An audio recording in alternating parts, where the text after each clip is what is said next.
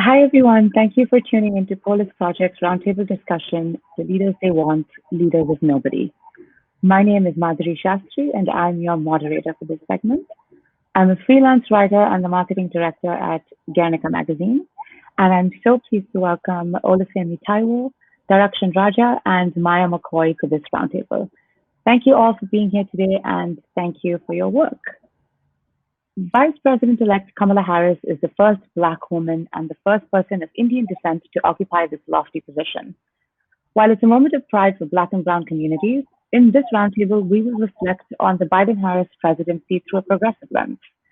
We will focus on the elite capture of conversations around diversity, representation, and inclusion, Islamophobia, the war on terror, American imperialism, and Harris's Tamil identity and her duty towards asylum seekers and immigrants. What can we expect from these newly elected representatives? And how can we ensure that the demands of our communities are not narrowed or erased? Before we begin, I'd like to thank Suchitra Vijayan and the Polis Project team for offering to host this important discussion. Please do support their fantastic work. So let's get started. The way that we'll do this is each of you will speak for 10 minutes, and then we'll move on to a Q&A. And I'd like to begin with Femi.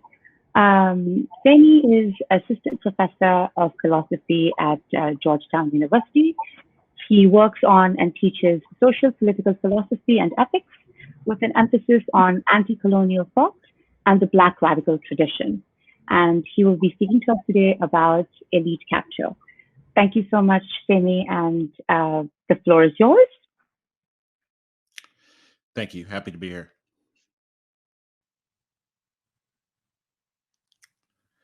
So basically, the concept of elite capture is something that I've been thinking about in different forums. And more or less, the idea of elite capture is the idea that there's particular people who are advantaged, not necessarily in an absolute sense. So they're not necessarily the most privileged or powerful people in the world, but relative to the other people in their group, whatever that group is, they're better off. And you can't really understand political dynamics in this era or any other without paying attention to kind of intra-group politics as well as inter-group politics. And I think, one of the things that identity politics, as it's developed in recent times, has been very good at talking about has been inter-group politics. And intra-group politics has been a bit more of a challenge. And so what I'm trying to push with the idea of elite capture is trying to do both at the same time. And I think that recent developments in racial capitalism, globally speaking, have kind of borne out why you really need to pay attention to both intergroup politics and intra-group politics, both politics between groups and within them. Okay, great. Okay, well, yeah. Okay, thanks so much. So next up, we have Darakshan. Thank you, Femi.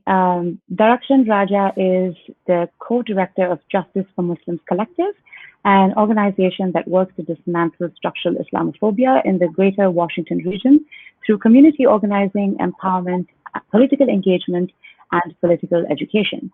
She is also currently a board member of the South Asian Americans Leading Together. And Darakshan will be providing her perspective on Islamophobia and the war on terror. Darakshan, thanks for joining us. Yeah, thank you so much to the Polis Project for having me. And I'm really thankful that we are having this conversation. If you just look yesterday, Biden is supposedly nominating the first Black man to head up the Department of Defense. So this is going to be an administration that is going to try to pacify many of our movements by saying that representation equals liberation. We've given you your diversity representation. So therefore, we will have more culturally competent imperial imperialism and racism in the country and abroad, rather than actually the shifts that we need to see. So I think the conversation we're having today is so important, especially as we're about to get into the Biden administration's first 100 days in a few weeks. What I want to talk about is the particular point of Islamophobia and the war on terror. So at Justice for Muslims Collective, we have a definition of Islamophobia as one that is particularly codified within state policy. And so within the United States, you could not get the animus against Muslim communities, the anti-Muslim animus, without policy that has constructed our communities as terrorists, as criminals, as potential security threats. And that, unfortunately, when you look at the agenda that the Biden administration has put out, so they've put out 3 agendas, one for Muslim American communities, one for Arab American communities, and one for the Indian American community, which is supposed to somehow be the umbrella under which all South Asian Americans are supposed to have their rights, which is already problematic, because if you look into South Asian communities, we know that particularly Indian Hindu upper caste communities tend to control the narrative and set the agenda, forgetting all the other marginalized communities that comprise of South Asians within this country. And so I want to talk a little bit about, we have seen no acknowledgement in that agenda from the Biden administration of the role that Biden himself played as a senator, not only under the expansion and putting into the 1994 crime bill that produced the mass incarceration that we see today, but that mass incarceration also created a culture in this country that allowed for the 1996 Anti-Immigration Act. It also then set the blueprint for the 2001 war on terror that was launched. And Biden played a huge role as a senator, really trying to push for many of the war on terror policies, from the Patriot Act to bombings of countries abroad, and as the VP of Obama, when he was part and parcel of when Obama expanded the drones, the surveillance apparatus, the kill lists, the lack of accountability for anyone who had engaged in torture.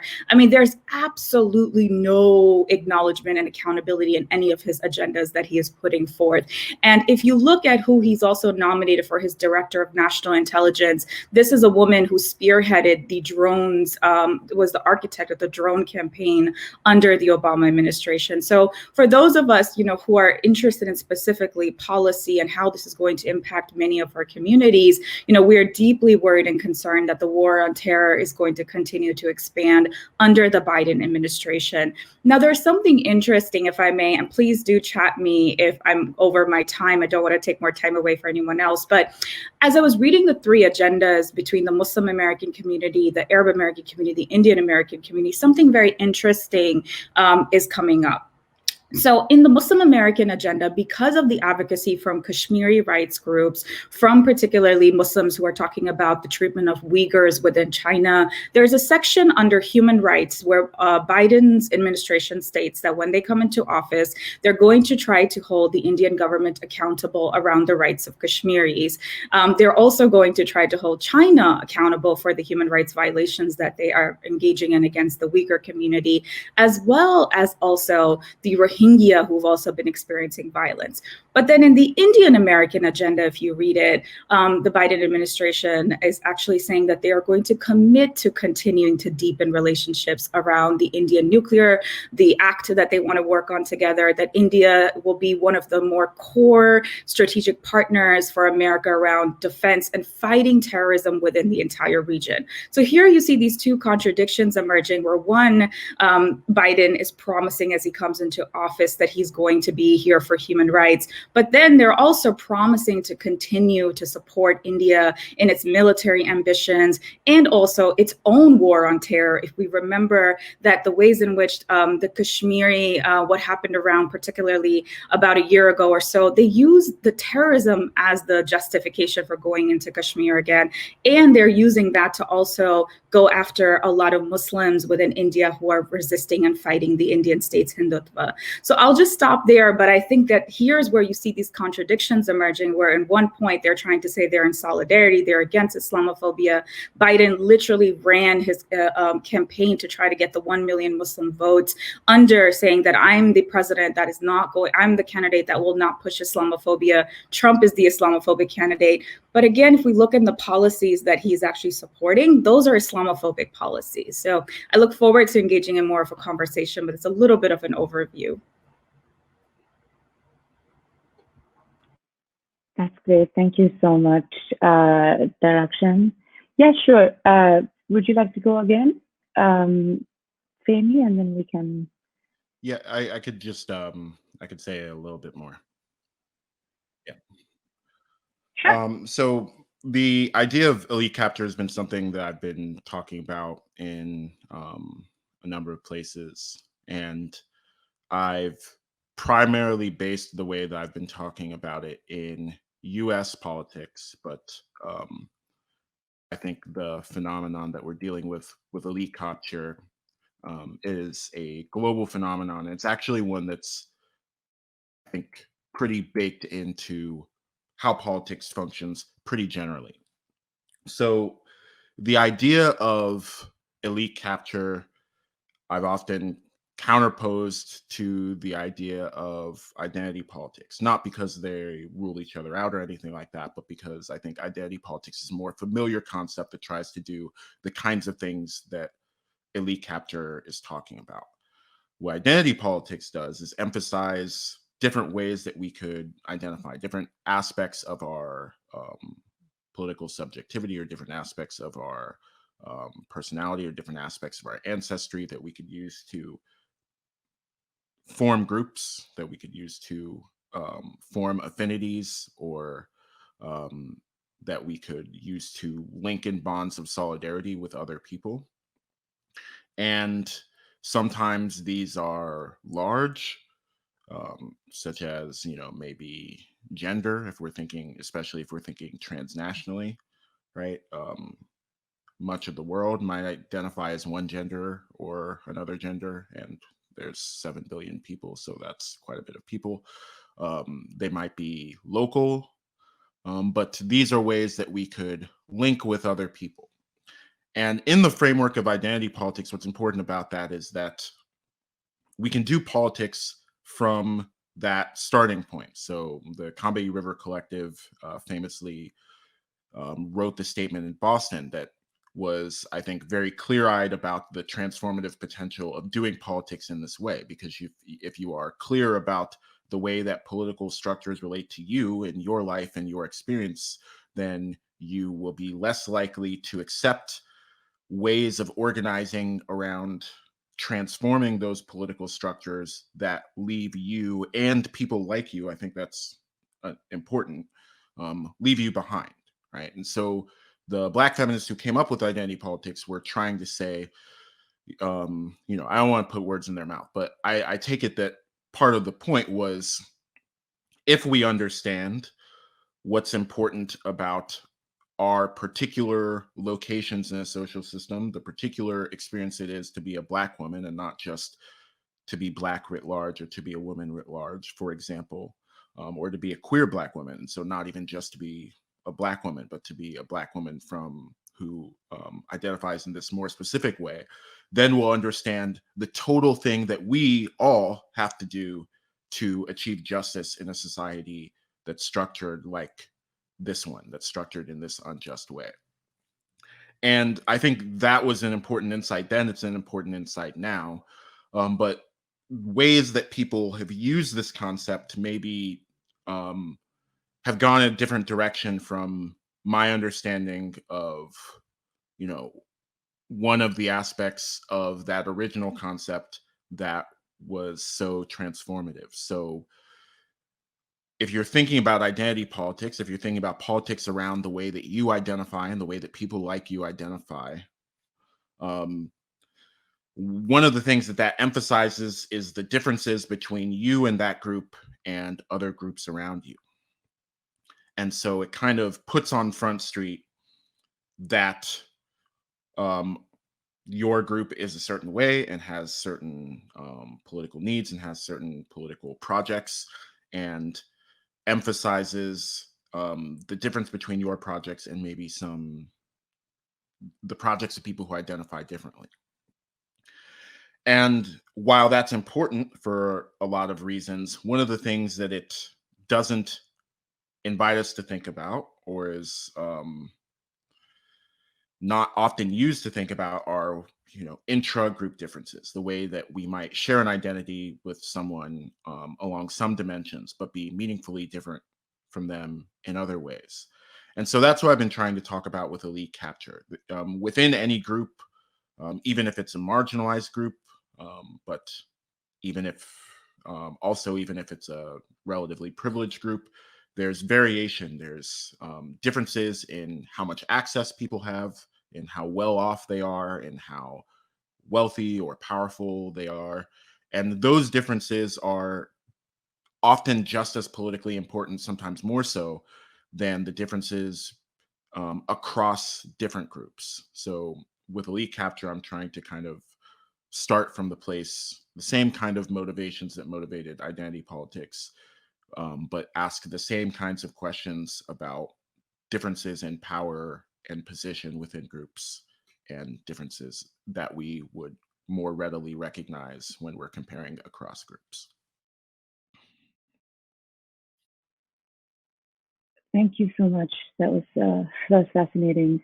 And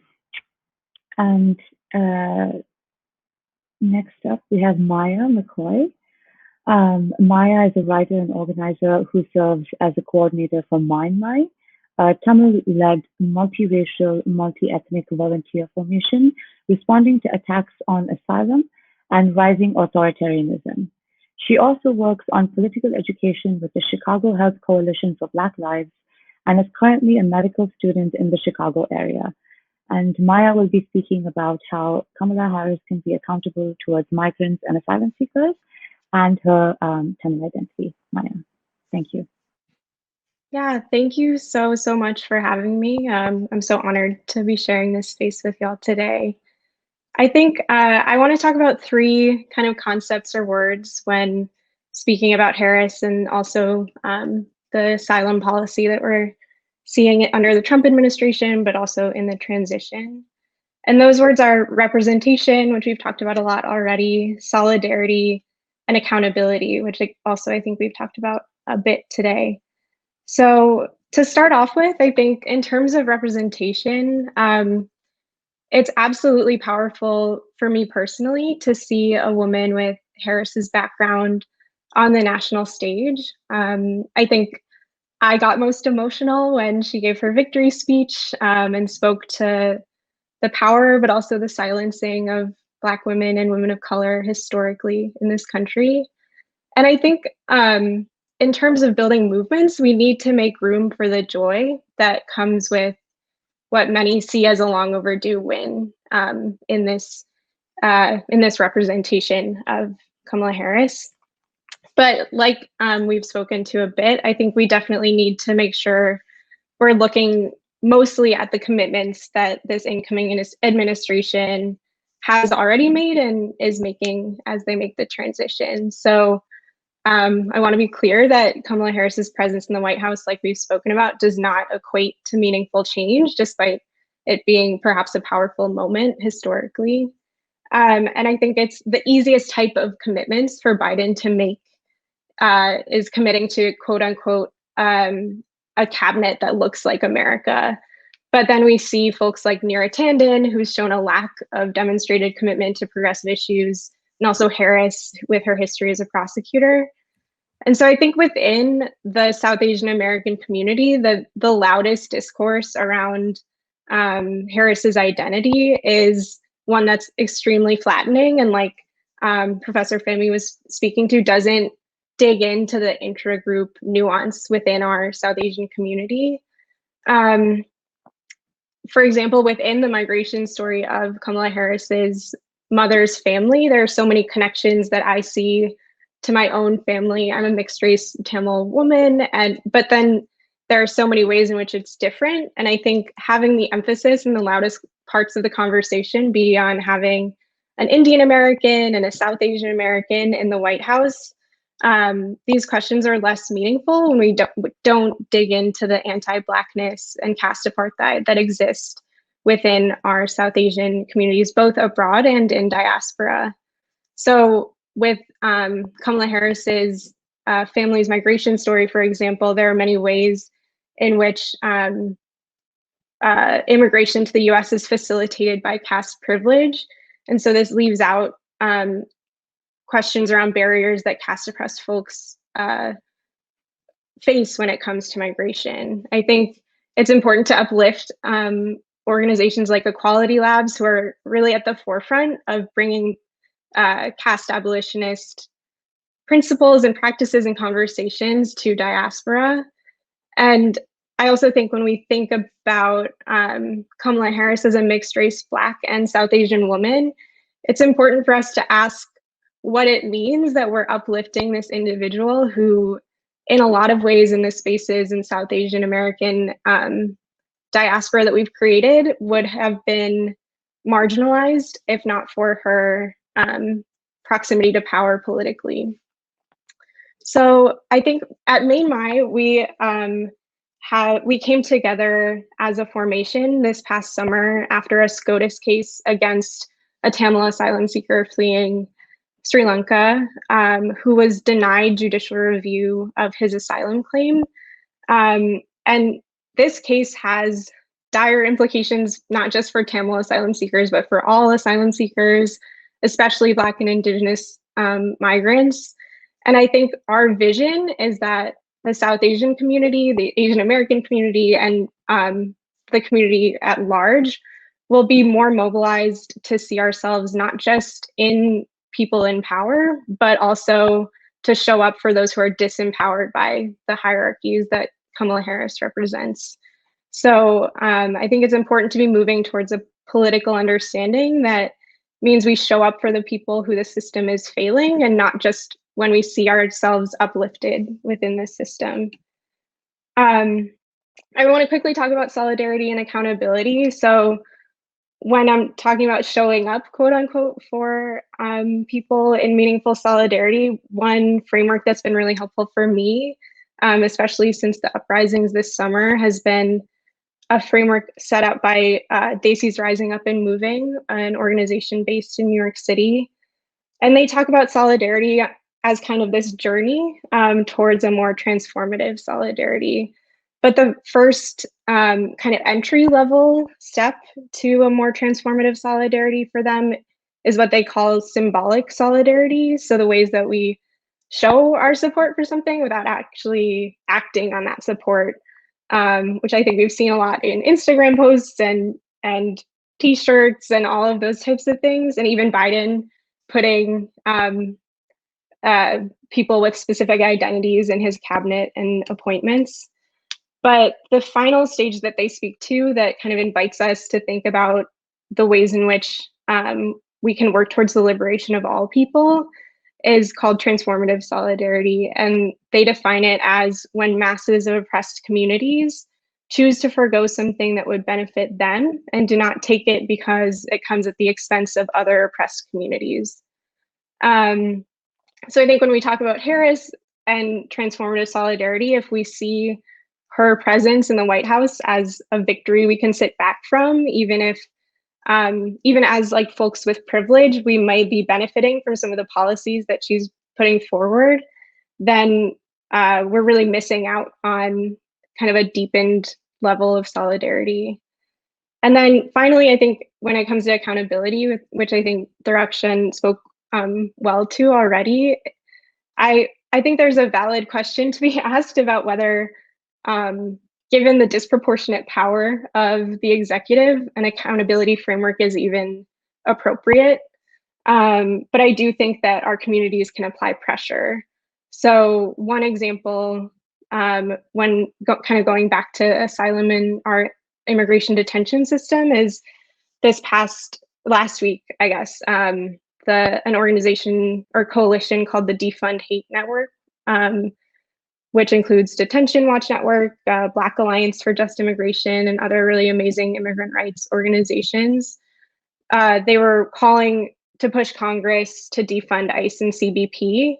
And one thing we've been seeing and hearing is that this kind of fear that there will be increasing rates of detention under a Biden administration, given changes in border policies. I think it's especially important also, going back to the question of caste, for South Asian Americans, especially Savarna upper caste folks, to show up to protect asylum, as it's the most caste diverse migration pathway available for our communities. So I'll wrap up there. I think these are just kind of some of the ways or places we could harness the energy and joy people are bringing to this moment around seeing Harris in the White House and transform them into action. And one last thing I'll say is just the consequences if we don't do that are truly life or death for our communities. In November, there were deportation flights of Cameroonian and Amazonian asylum seekers back to really unsafe and life-threatening conditions. And we've also seen the confirmed COVID cases in immigration detention reach over 7,000 with a rising death toll. So I think when we talk about accountability, we need to keep in mind the consequences and not just be satisfied with an executive that is full of the right quote unquote faces. Thank you.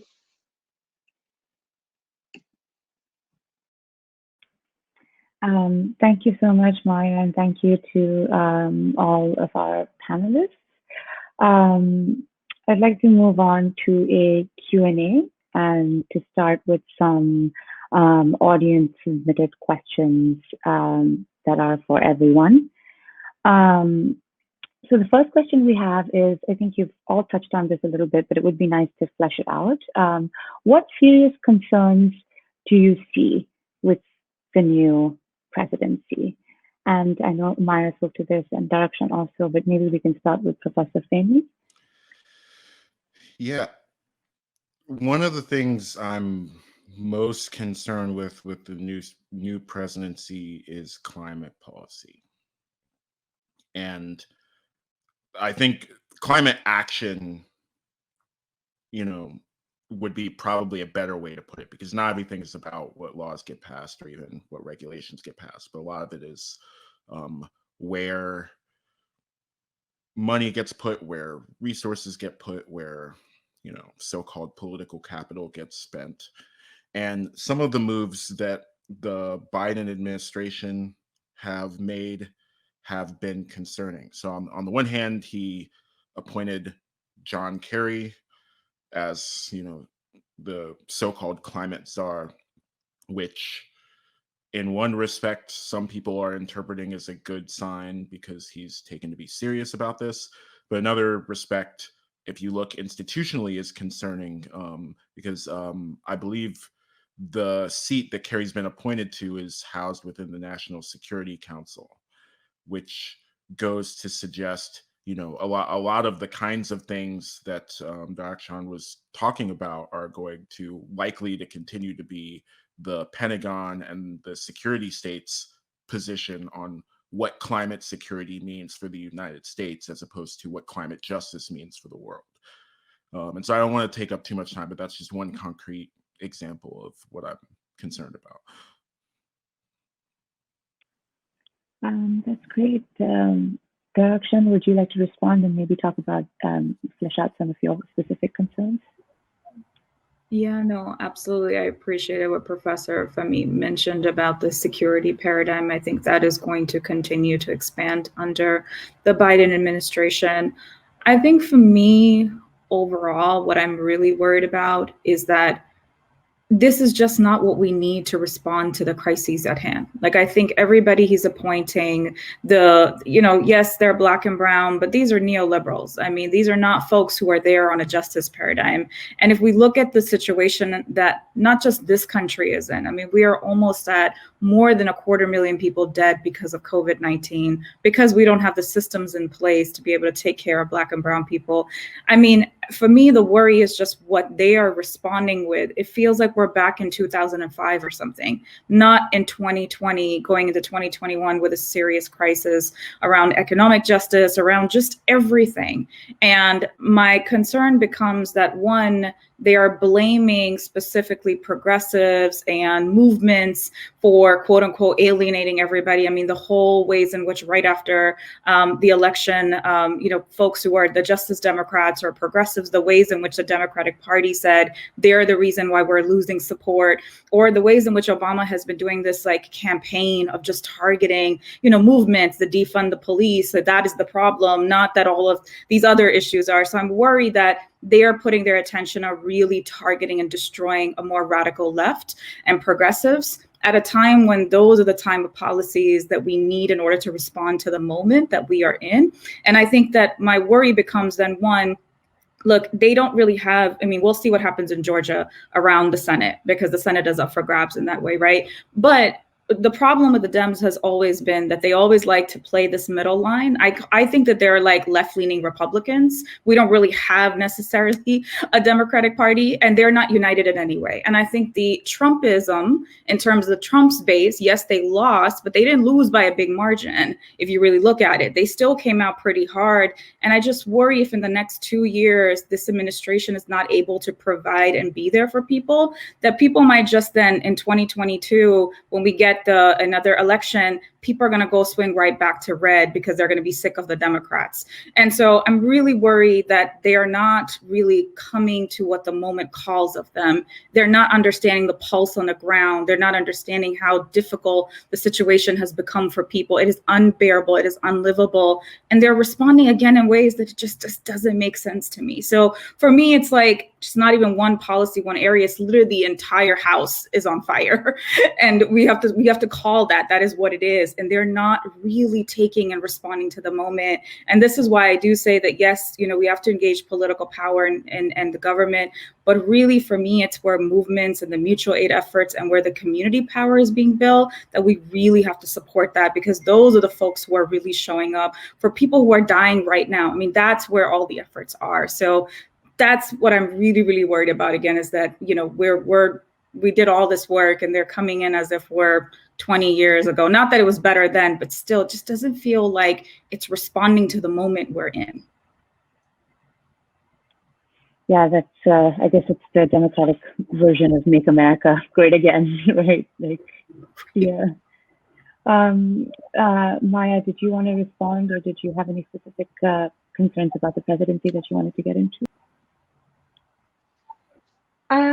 I think y'all covered it really well. I definitely agree with everything that's been said. I am just generally worried that people will be satisfied with kind of the bare minimum undoing of the worst of the Trump administration, and not see the ways that organizers and the movement for Black Lives and all of these amazing organizations are really imagining radical alternatives, and none of that work is being like we've spoken to, just it's not being uplifted in the ways that it deserves to be. So yeah, that's my concern. Thank you all. Yeah, it's not being uplifted, and as you all have pointed out, it's being actively undone in so many spaces, and that's really frightening. It's because you all touched on, sort of defund the police. We have another question from the audience that addresses this, which is to all of you. And the question is, how do you see the new presidency dealing with issues like defunding the police and its, real implications to Black and Brown communities? Does anybody want to start? Darshan, would you like to begin? I'm happy to, but also I'm sure everyone else has really great input. I think the ways in which Obama is going around and becoming this mouthpiece of democratic conservatism, and to me, that's really worrying and concerning. I mean, the defund the police movement, we have to really honor the work of Black abolitionists who have been doing this work for such a long time, particularly Black women, folks like Miriam Kaba, Dr. Angela Davis, Critical Exposure. All these groups have been really, really not only shifting our political consciousness, but also have been doing the work on the ground with organizers.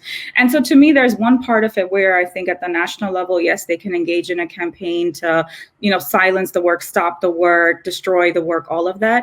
But as someone who is connected at the local level to organizing, defund the police, like around the uprisings because of the murder of George Floyd, if you looked at local cities, for the first time, tens and thousands of people put in testimony to local city councils as the budgets were being put forth. And people demanded that the money that is being put towards policing, to new jails, be put towards critical social services. And yes, folks didn't get everything, but all across, like, council members, cities, and states were forced to actually turn around and put money towards where our communities need. So the way I see it, in some way, I'm like, okay, you can go and talk all the garbage you want, and yes, from a national, perspective, it's unhealthy. But at the local level, the power that Black organizers in particular have already built, I don't think that is going to shift and go anywhere. I think that power is going to continue to grow. And again, I mean, everywhere you go, it's so many places. Like, I just know in DC, so many DC residents put in testimony for the first time. I mean, nobody wants to ever engage the budget process. It's one of the things that, like, people have been trying to get, advocates have been trying to push community members to be like, can you please, like, think about the budget because it's important. People didn't care in the past. This time, everybody was like, what's the budget? I want to know, where's money going? And so I don't want to, overlook that beautiful work and powerful work that has been led by Black organizers. I think that will sustain. I think we will continue to support it. Not the national level. I am worried about what this means for issues around CJ, criminal justice, around mass incarceration, because I do think that the abolition calls were very, very important to also push on a national scale, stop buildup of jails, stop this just criminalization regime that we have going on, and the ways in which it's being, really repressed at this point because of the spokespersons that are there. That does worry me. But I also think the resiliency and the power that organizers have built, it's going to continue to be built more. So I want to hold both. Thank you, Direction. Femi, would you like to respond? Yeah, I completely agree with everything that was just said. And I think the Democrats since I think the mid 80s have been running to the right of the Republican Party on policing in Black and brown communities, sometimes loudly, sometimes quietly. But exactly as Dr. was just saying, the place to look for answers here is at Black organizations, and it just, we're very unlikely to see it come from this administration. An idea that and I think the kind of what's interesting to me about the defund proposals is they're saying, stop putting all this money and resources into violence work and start putting those same resources into care work, into transformative work, into restorative work. And I think that's exactly the kind of thing that's going to I think it's the only kind of thing that could really address the actual problems here. And the Black Panthers in the 70s pushed for this idea of community control over police, or you might say community control over public safety, because I think the way that communities would work for public safety would not look like policing at all, and should not look like policing at all. And there's still groups around pushing that particular interpretation of how to respond to racist police violence. There's the National Alliance Against Racist and Political Repression. Here in DC, there's Pan-African Community Action. And so this is an idea that hasn't gotten talked about quite as much as some of the other approaches, but I think it fits in with them, and I think it's a good approach. Thank you. Maya, would you like to respond or add anything? Again, I think I agree with everything that's been said so far. I definitely, I don't have a lot of, I don't hold a lot of hope in this administration to be pushing the needle on anything when it comes to really anything. But I I do agree that that the momentum is continuing to build in communities, and totally the credit goes to the organizers on the ground doing work. So I'm hopeful. I'm still hopeful, but my hope is not in this administration to support or even not be a roadblock to this type of work. Thank you all. We have a third audience question about elite capture. How does one place Harris within the conversation around elite capture? I think we can start with Damon. Front and center, I guess. You know, she's a good example of, I think, all the complexities around elite capture, because I don't think anyone from the most critical Kamala as a cop meme sharer, well, you know, it's the internet, so who knows what they think. But, you know, I think most people who are thinking seriously about this, nobody thinks that, you know, Kamala Harris made a pact when she was, you know, that little girl on the bus and decided to lock up Black and brown people, right? She entered into a system that requires that kind of complicity in order to advance in the way that she wanted, right? So we're not dealing with, for the most part, we're not dealing with people who have some kind of inherently, you know, fundamentally different moral constitution. We're dealing with what the system does to filter out the people that it's going to hand power to from everyone else. And so I think, you know, I think Harris fits there. I think Baltimore, the uprising in Baltimore, is a particular good example. It was a Black attorney general, a Black mayor under a Black presidency. And those people all in lockstep mobilized the military against the people in Baltimore who were uprising against racist repression. So I think, you know, what we have to come to understand in the United States is something that I think is well understood many other places where, you know, the formal government might entirely be made of people who look like you and speak your language, right? You're just not going to be able to answer political questions just by, you know,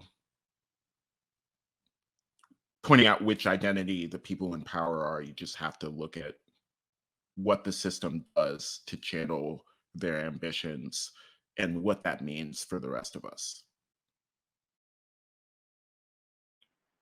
Thank you so much. Maria, did you have anything that you wanted to say? Yeah, I think that definitely, I definitely want to talk a little bit more about the kind of model minority discourse that comes with this question. So I think when we talk about like, are people just doing what they quote unquote need to do to get ahead? I think that frames success in a very specific capitalist white supremacist system that's based in exploitation. And we really need to reimagine success in a more values-based way. And also ask what, once people get to these positions of privilege and power, do they use those positions to ensure resources go back into giving dignity to their communities, or do they make sure systems of exploitation are broken or stopped? Or is it really just kind of a continuation of this individualistic type of success? So I think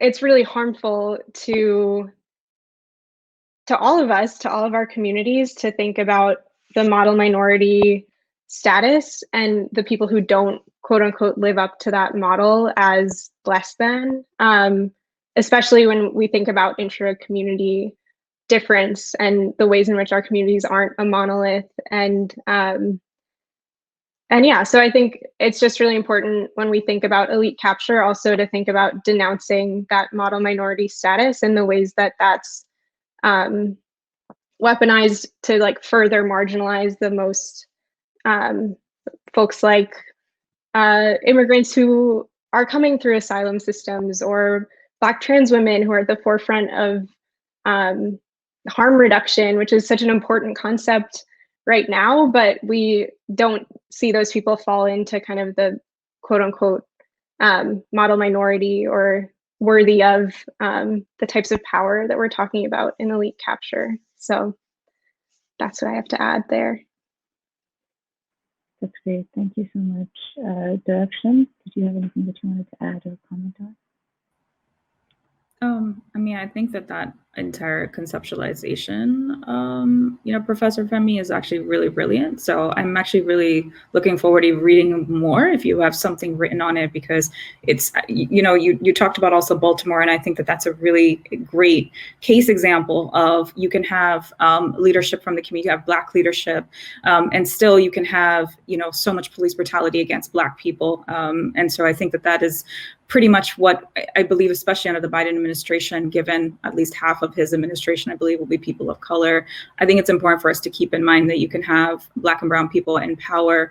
If the system is not built for our people and it's a white supremacist system, then it doesn't really shift that much. You can still end up getting a lot of violence as a result. And so I think that will be very, very important. Particularly, I think about what do we need to do to really raise the political education of our communities, who might be really confused now because they're like, wait a minute, but this leadership is Black and brown. So what is going on here? And yet I'm not seeing any kind of differences in terms of policy. And so I do think from my vantage point as an organizer, I think about how do we continue to engage our community members so that they are not confused while also navigating the violence at the same time.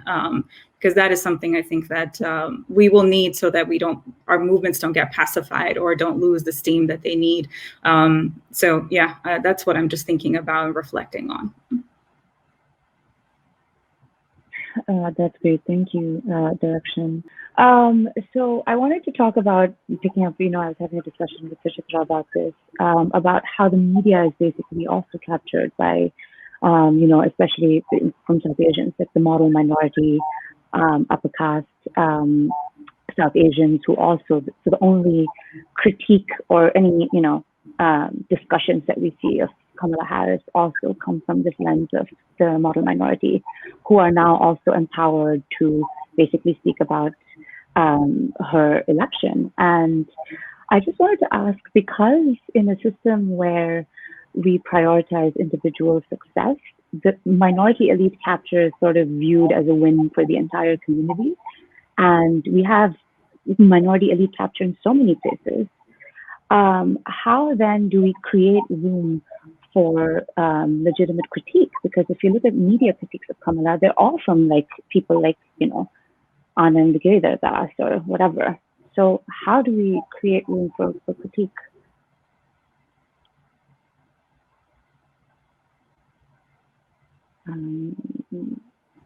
Anyone? Maya, would you like to begin? Just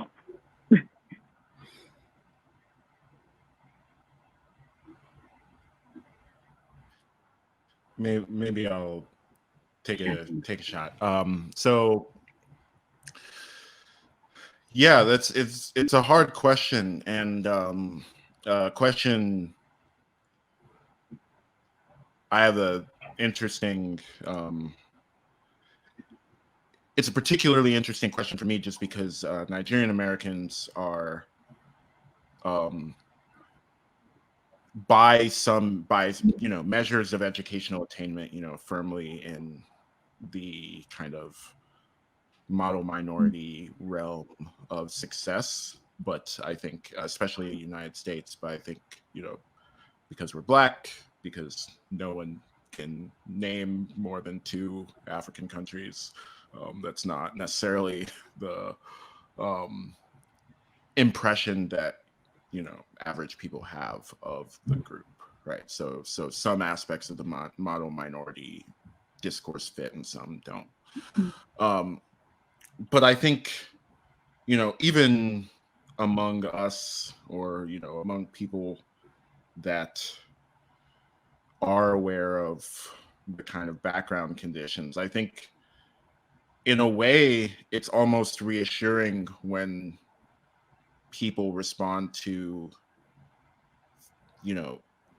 success like Kamala Harris's in a celebratory way, because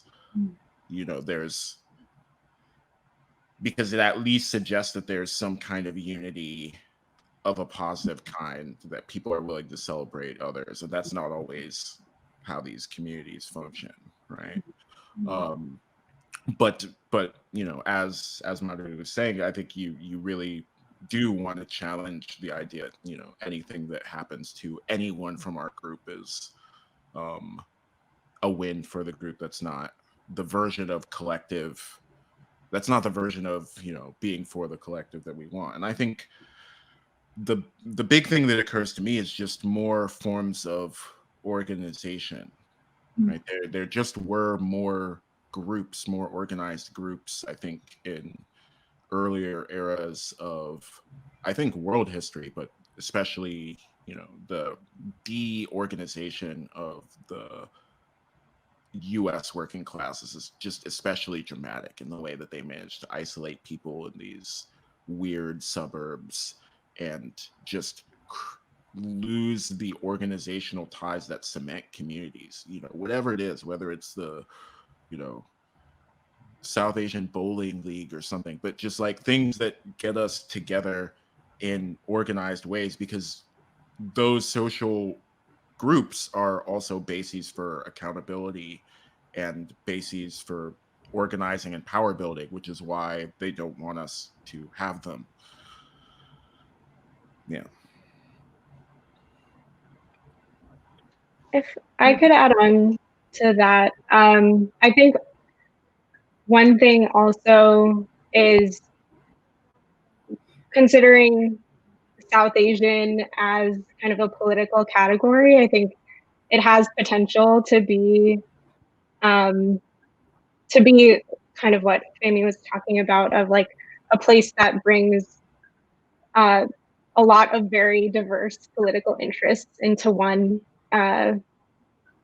category that can really build power. But I think when we're talking about critique, often I do see the need for political education in our communities where the discourse is not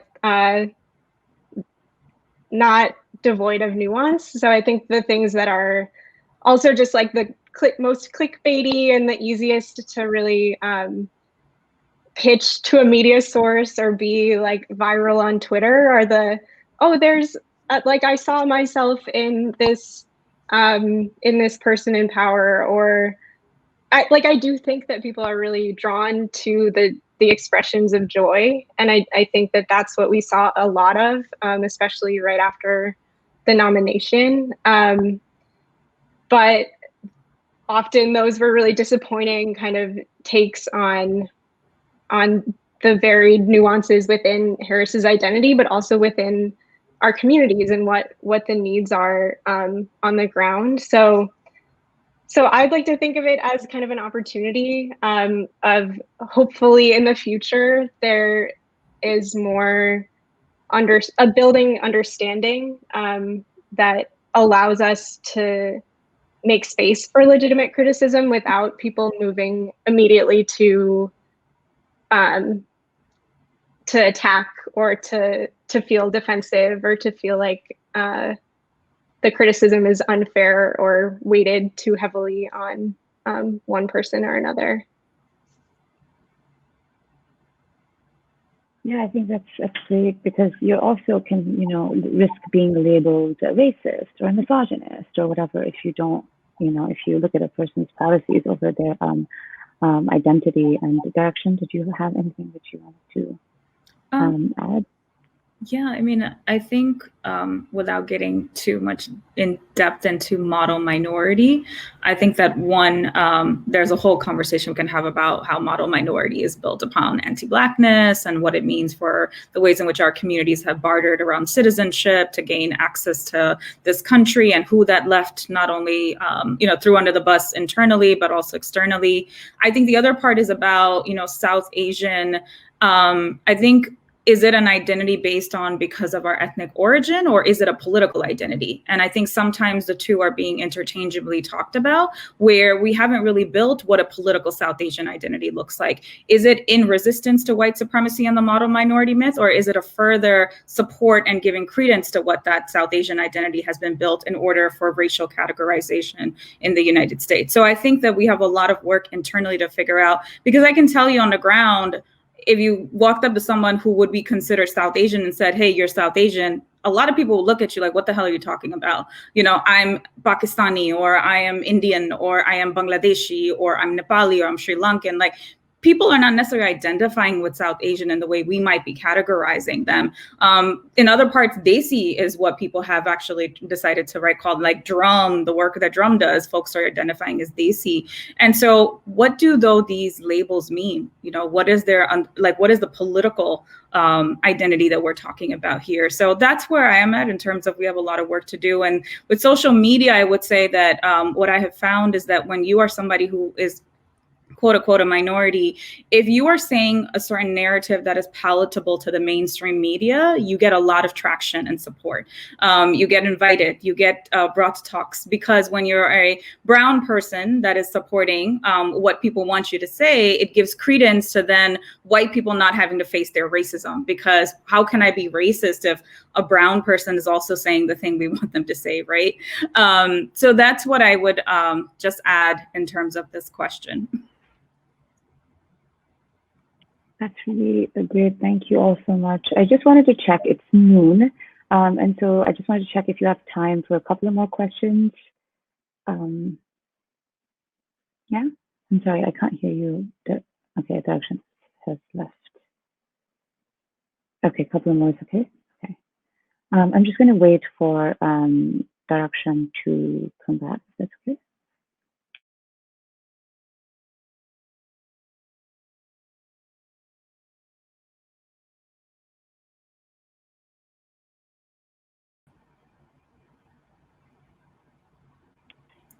Darshan, do you have time for a couple more questions? Just two more?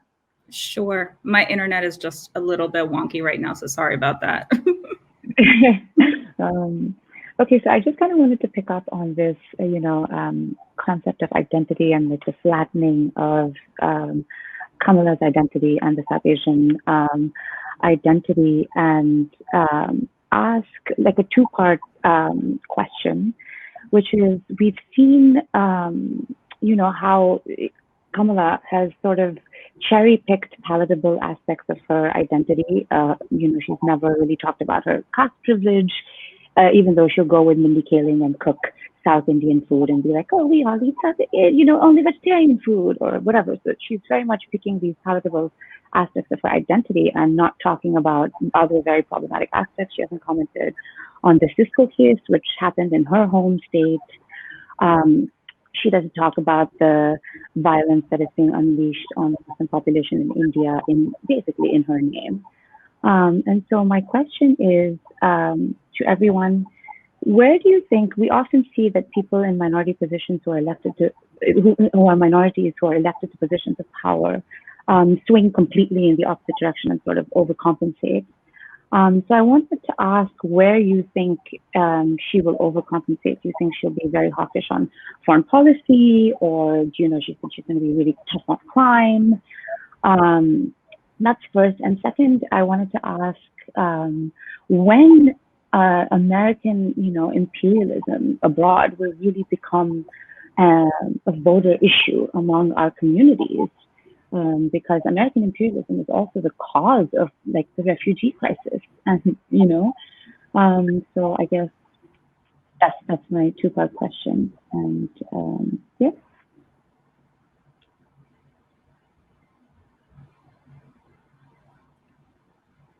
I can start. I do definitely think that in certain ways she already has and will receive more criticism when compared to Biden and her white colleagues. I think just because for folks who do see themselves in her, there are higher expectations. And I think we've already talked about one of the places that I would say, like with her history as a prosecutor and all of the ways in which she has uplifted the prison industrial complex in her career. I think we've already talked about how the response to demands from the movement for Black Lives is going to be a place that I don't think will see meaningful change. I also, you mentioned the Cisco case, and I think when it comes to caste and issues around caste abolition, Harris hasn't herself shown a demonstrated interest in being at the forefront of any conversation about caste or Hindu nationalism. One thing that I do want to mention is just by having Harris as one of the most visible South Asians, quote unquote, in public today, one thing that I do think is powerful and important is that the story of her mother breaking caste endogamy and breaking racial lines to marry her father, I think is one that is important and it is isn't something that Harris really speaks to often, but I think it's an opportunity to bring folks into the conversation around caste, but not necessarily because Harris herself is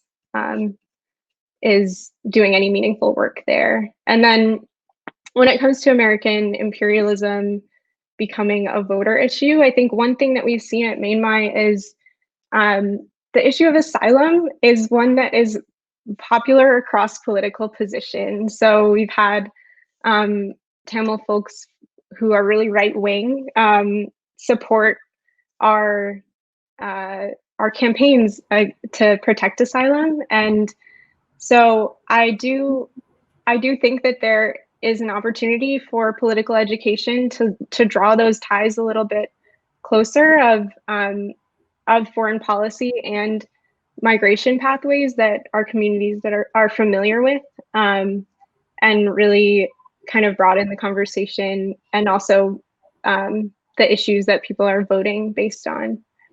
So that's what I'll add there.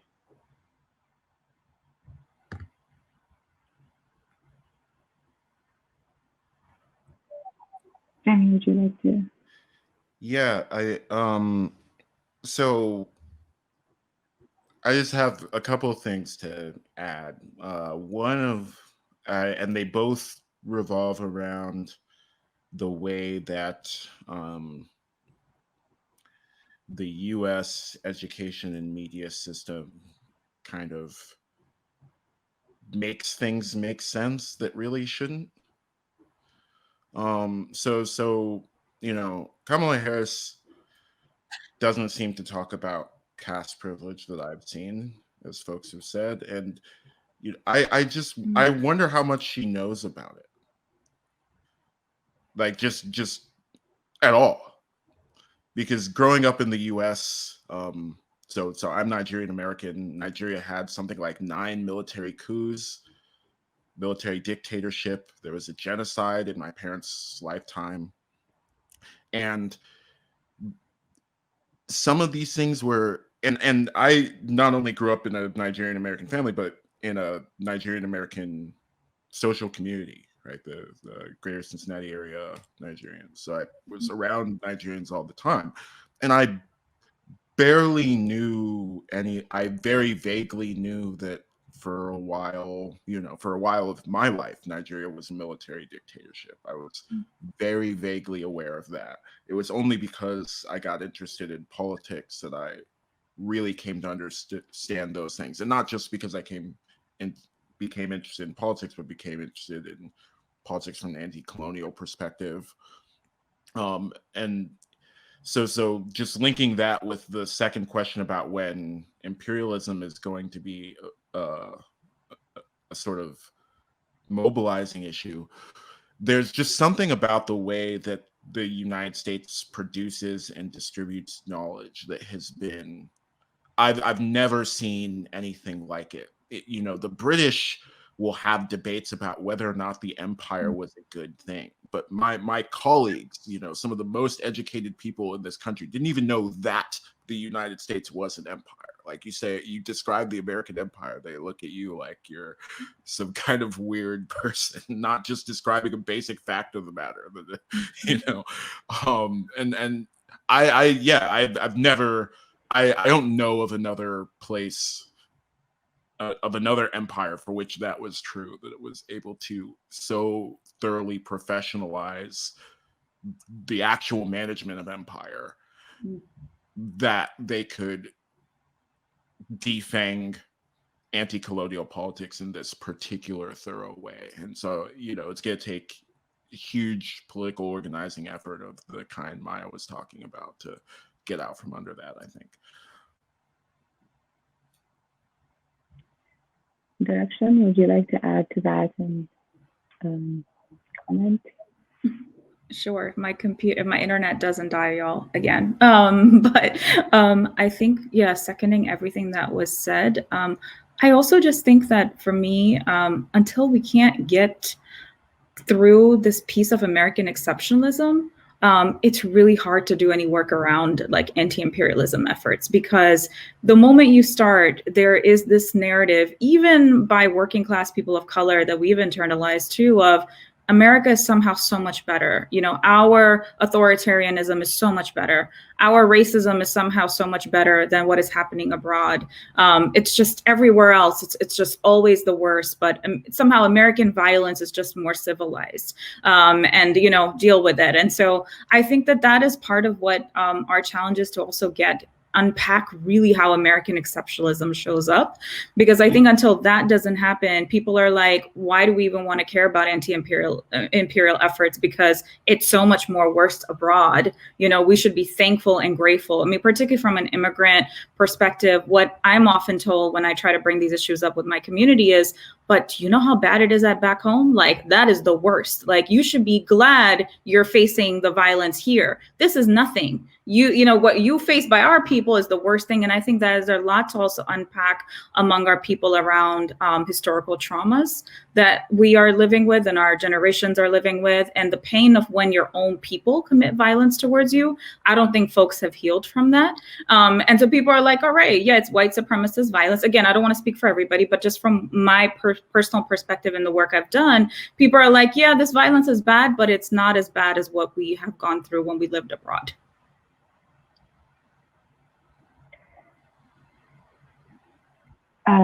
Okay, that's great. My final question is a very short one, which is to everyone, which is true transformative solidarity or any kind of check and balance against elite capture of a group's values achievable in the America that we inhabit today, which is utterly capitalistic, neoliberal, or do we have to burn things to the ground and start over? Direction, why don't you start, please? Oh my God, that's a huge question. I'm like questioning. I'm like, should I be honest and then get more surveillance on me, or do I not do that? So yeah, I'll just leave it in terms of, I think when the foundation of this country is built on this much violence, I don't know if that can ever be the place for liberation or the kind of world we seek to build, if that is even possible when the foundations are so violent. I'll just leave it there. Maya? Yeah, I would agree. I think we can't and we shouldn't look to state systems to be the source of radical change. I think on ending 2020 on a hopefully inspiring note, we have a lot of examples of transformative solidarity at smaller scales. So especially this year with the ways that mutual aid networks have been mobilized in the face of COVID, and the ways during the uprisings we've seen survivors of sexual trauma be at the forefront of organizing for prison abolition. I think we can look to examples. I don't think that we need to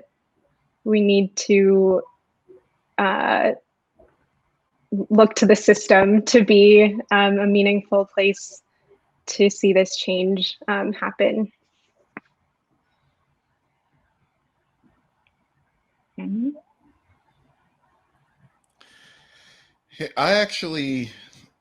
don't know if, I don't think my view is optimistic, but maybe a little.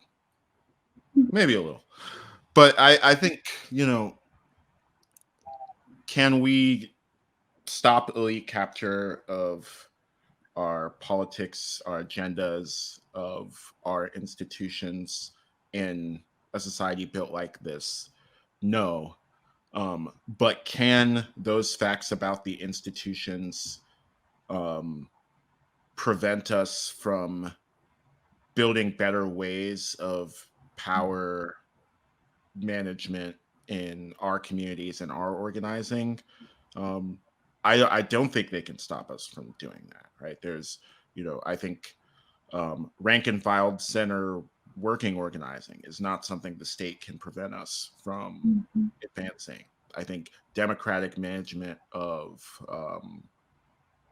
our organizing initiatives and deliberative decision making, that's not something the state or the capitalists can stop us from doing.